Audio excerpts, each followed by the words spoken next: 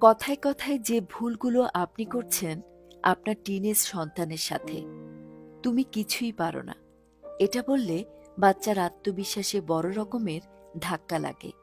বরং ভুল করলে সাহায্য করুন। তোমার বন্ধুরা তোমার চেয়ে অনেক ভালো।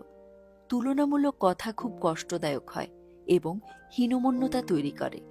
তুমি সবসময় ভুল করো। বারবার নেতিবাচক মন্তব্য তাদের শেখার আগ্রহ কমিয়ে দেয়। তোমার কথা বিশ্বাস করা যায় না।